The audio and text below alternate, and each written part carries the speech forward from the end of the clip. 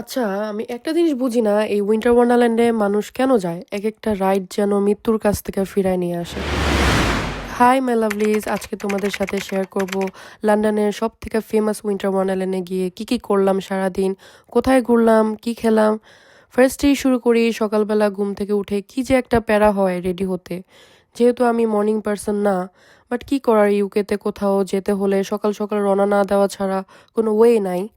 Cause একটু late হলেই দেখবা যে কখন দিন থেকে রাত হয়ে গেছে টেরই পেলাম না।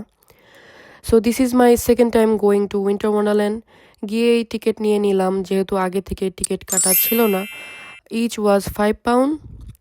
দেন ঢুকে রাইডগুলো দেখে মাথা চক্কর দেওয়া শুরু করলো। যদিও আমি ভয় পাই না, আমার হাইট ফোবিয়া নেই, তারপরও আমার ফ্রেন্ডের আছে বলে এইবার কোনো রাইডে ওঠা হলো না, সে খুবই ভয় পায়। দেন অনেক ঘোরাঘুরির পর কয়েকটা গেম খেললাম, লাগতো আর এত ভালো না যে কিছু জিতবো।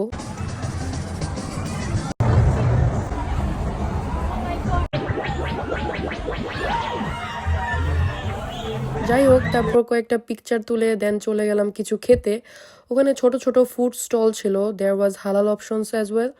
খেলাম Indian samosa, I don't know কেন এটা তারা সামোসা বলে, এটা তো আমাদের দেশের সিঙ্গারা। যাই হোক, চা নিয়েছিলাম সাথে, যেটা চা না মেবি আদা পানি ছিল। এনিওয়ে দেন খেলাম ম্যাক অ্যান্ড চিজ, যেটা অনেক ডেলিশিয়াস ছিল। I would say if you guys like cheese you guys should go for it, otherwise don't, because একদম ফুল চিজ ওভারলোডেড। বসার মতো জায়গাও ছিল, বাট এত ভিড়। এই টাইমটায় লন্ডনের সব থেকে বেশি ট্যুরিস্ট আসে, যার জন্য পুরো লন্ডন একদম ক্রাউড থাকে। আর উইন্টার ওয়ান্ডারল্যান্ড তো খুবই ফেমাস, তাই আর কিছু বলার নেই। দেন কিছুক্ষণ ঘুরফির করে রওনা দিয়ে দিলাম বাসার দিকে। তোমরা যারা উইন্টার ওয়ান্ডারল্যান্ড যাবা, দেখবা সময় কিভাবে চলে গেছে টেরই পাবা না ভেতরে ঢুকলে। বাসায় আসার টাইমে রেজেন্ট স্ট্রিটে এই সুন্দর সুন্দর ডেকোরেশনগুলো দেখতে এত ভালো লাগতেছিল। সো এই তো দ্যাটস অল ফর টুডে, দেখা হবে নেক্সট ব্লগে। টিল দেন, আল্লাহ হাফেজ।